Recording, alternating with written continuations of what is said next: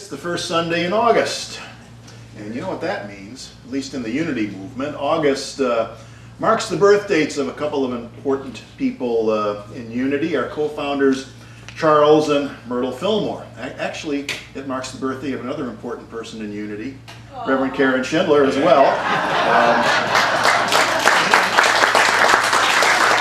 Have to include you in there. Myrtle's birthday would have been Tuesday, this Tuesday, August 6th. Charles, his will be on August 22nd.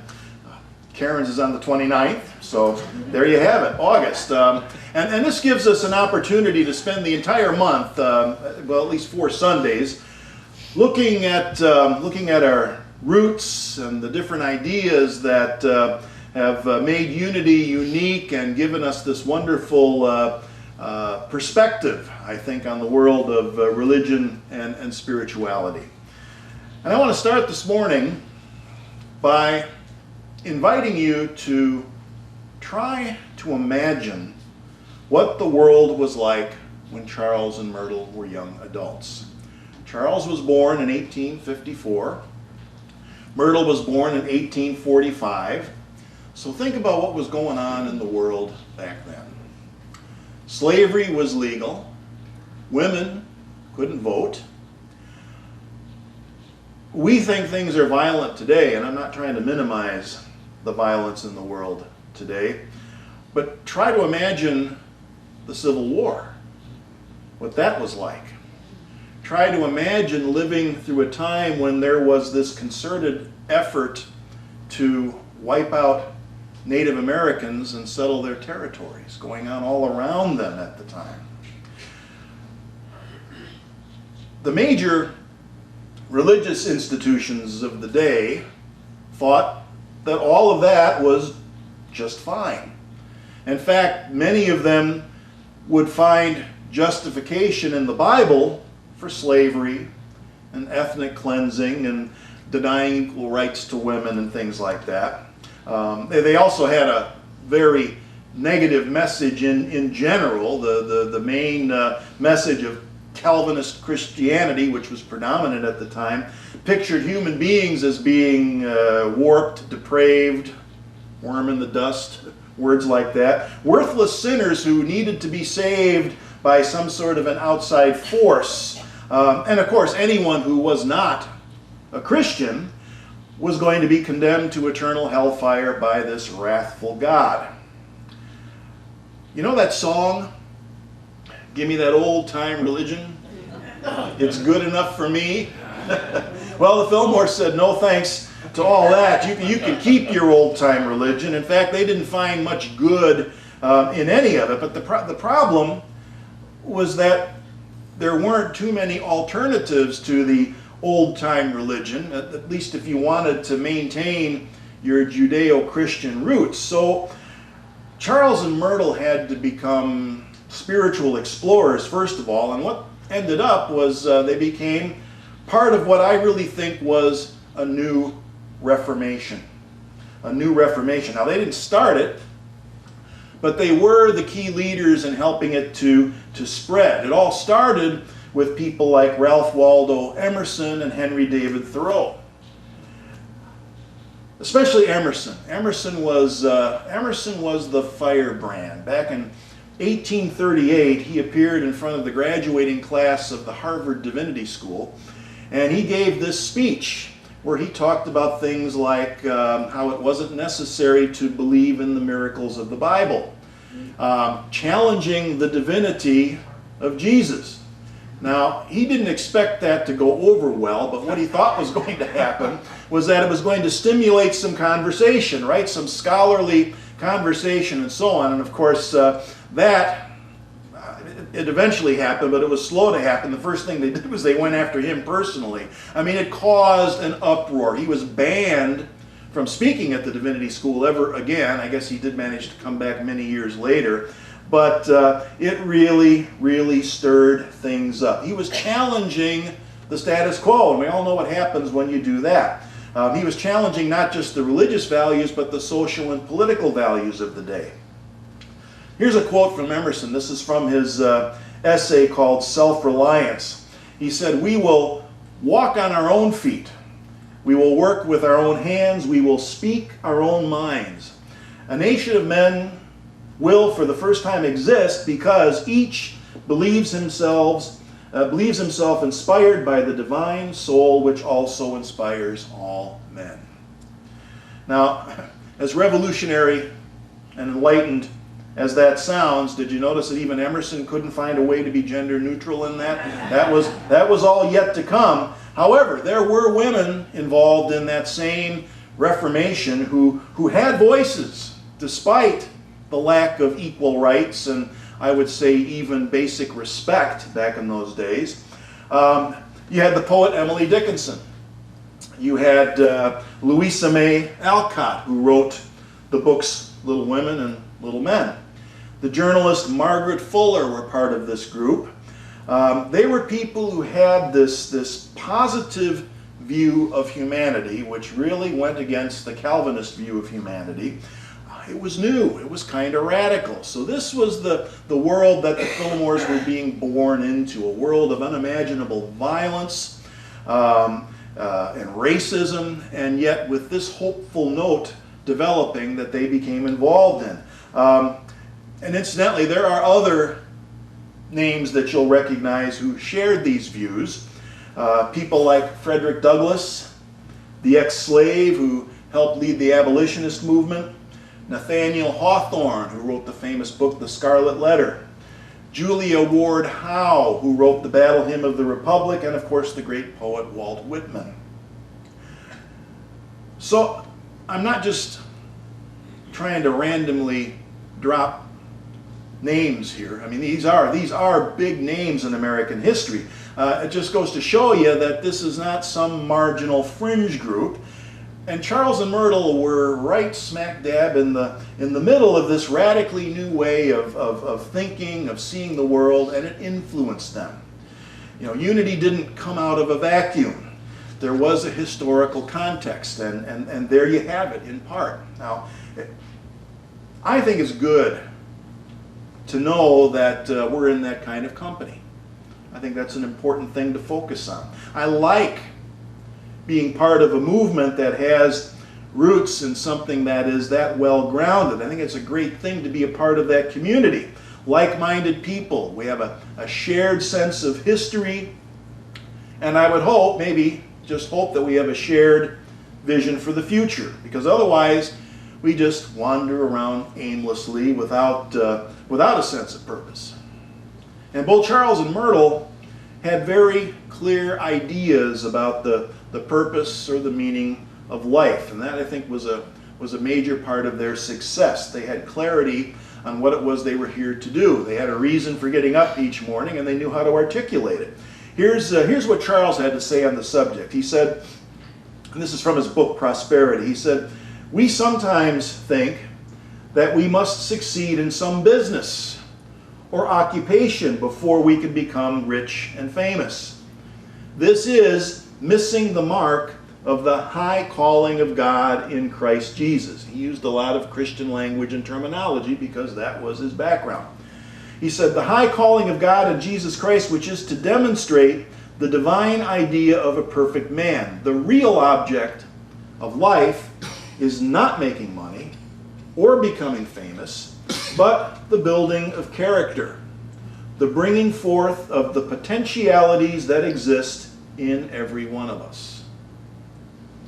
You know, you think the human potential movement was something that started in the 60s, when in fact it was going on back in 1889 when the Fillmores first started publishing their ideas. Now, I'm not saying Charles and Myrtle invented the human potential movement, but it was built on the foundations and the ideas that they helped to establish and to distribute and make popular.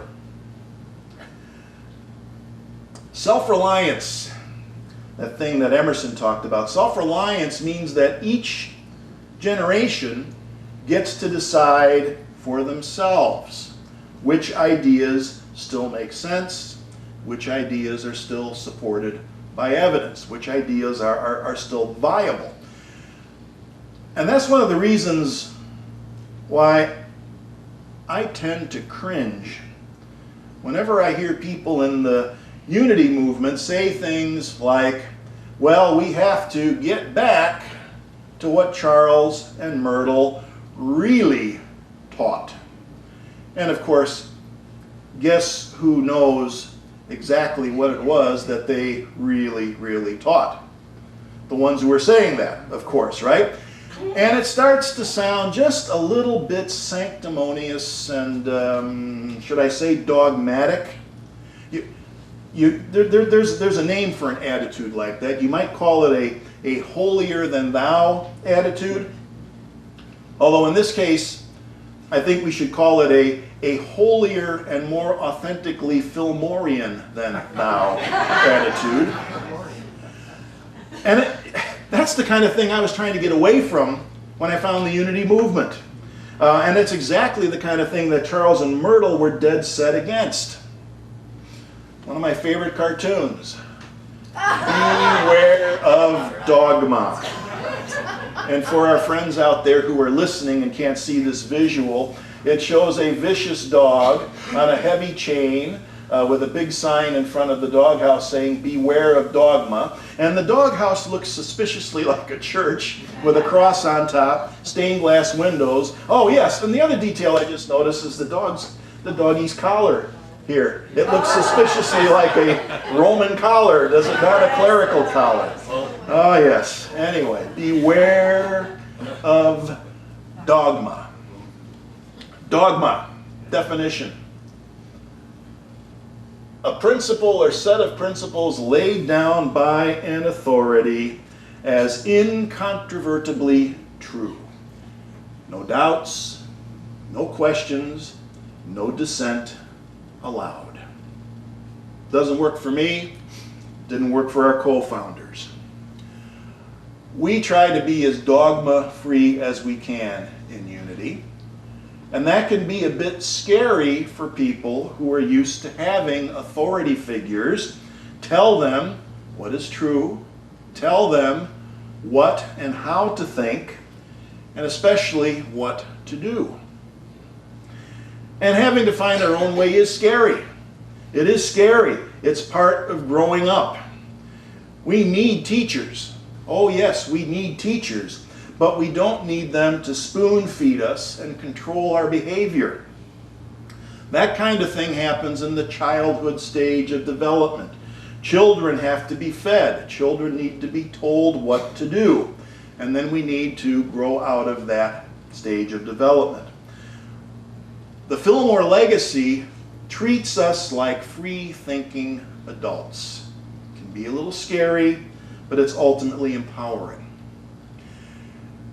You know, the Fillmores never set themselves up as authority figures or gurus or anything like that.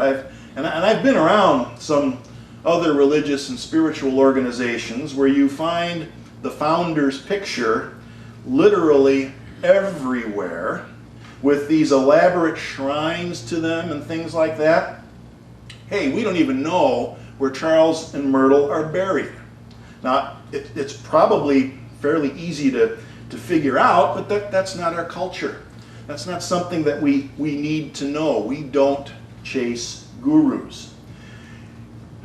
One of the things that happens when we reach adulthood, when we reach that adult stage of development, is that we start to learn that others do not necessarily know what's best for us. And yet we'll always find adults who are chasing gurus and their dogma. They throw away this precious gift of freedom, this precious gift of self-reliance. They end up giving their power away. Anyone ever see this movie that came out in 2011? It's called Kumare. Yes, I do. Kumare, the true story of a false prophet. If you haven't seen it yet, check it out. It's been out since 2011. It's a documentary. It was made by an Indian American. His name is Vikram Gandhi. So he decided to see what would happen if he turned himself into an Indian guru named Kumare. Now, he had absolutely no background for this other than his natural born appearance. He didn't even know yoga.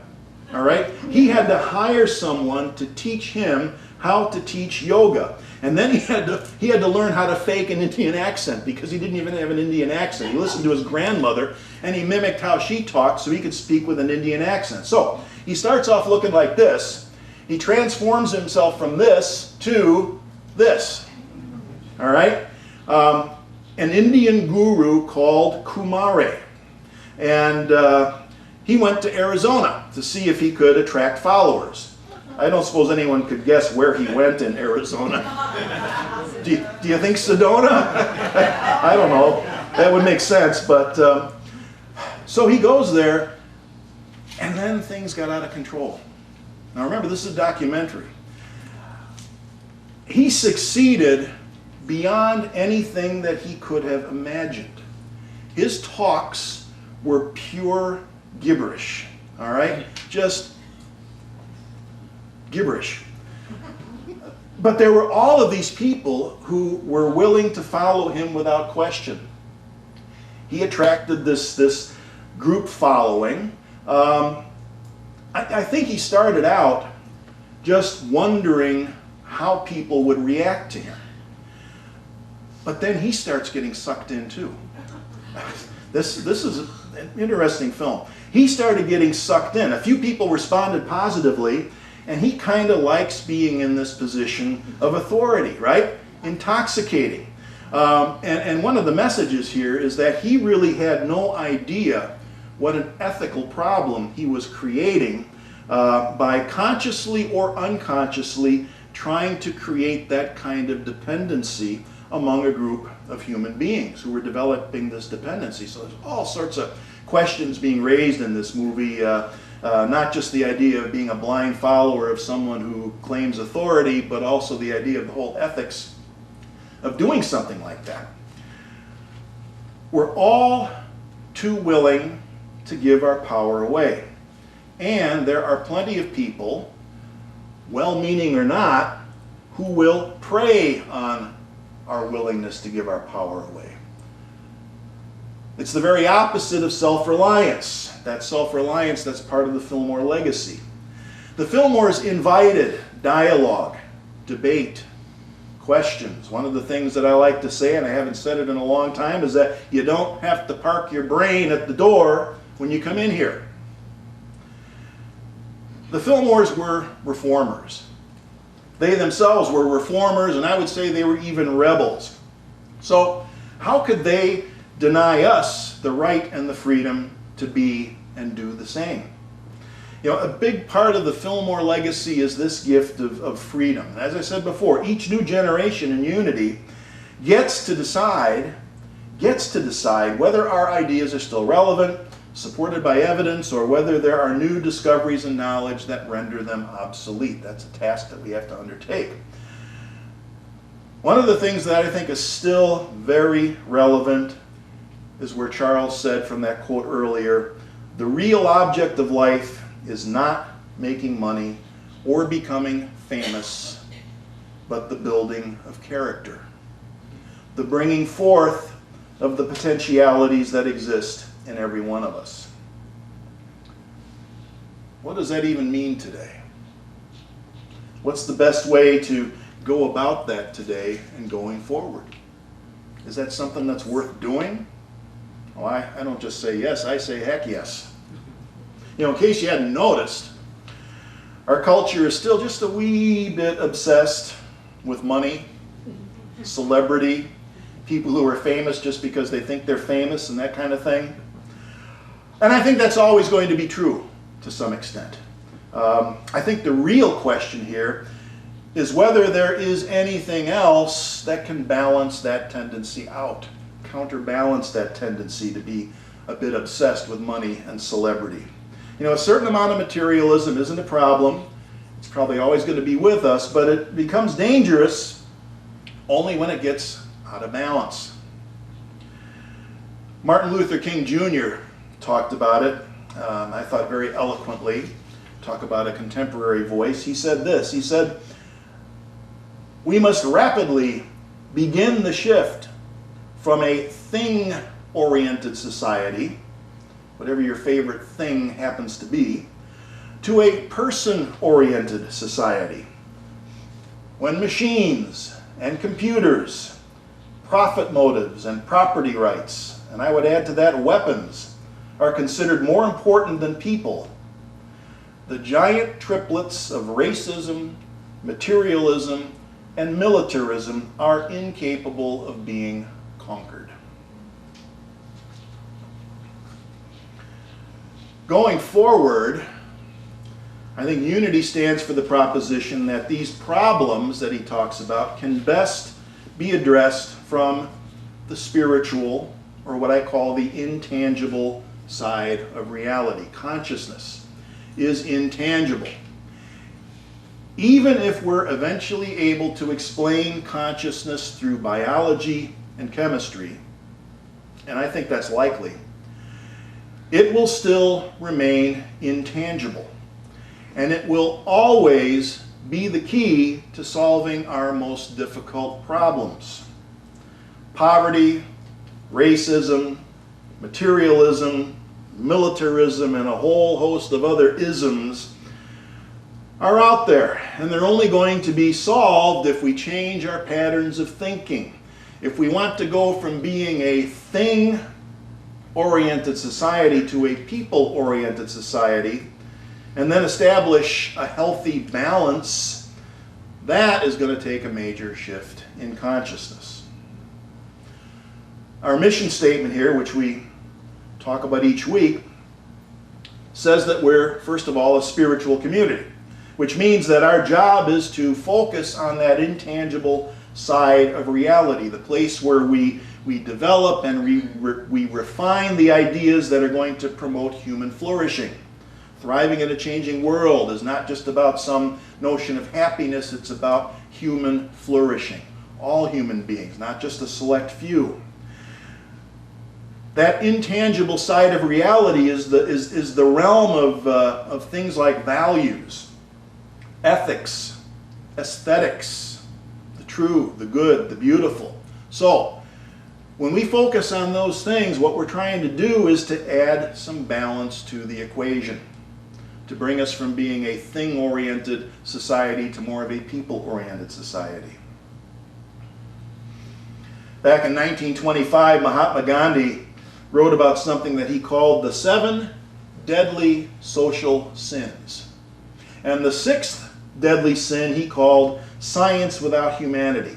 Very similar to what we're talking about here. He said, science without humanity is the result of focusing on remaking the world without the corresponding focus of remaking ourselves. More balance. I think remaking ourselves is what we excel at in unity. That is our unique purpose. That is really our mission. And next week we're going to continue to explore some of the ways that our basic ideas, our basic teachings that we embrace in unity can help us to do exactly that. Start to establish and reestablish that kind of balance, focusing on remaking ourselves, even as we go about trying to remake the world. See you next time.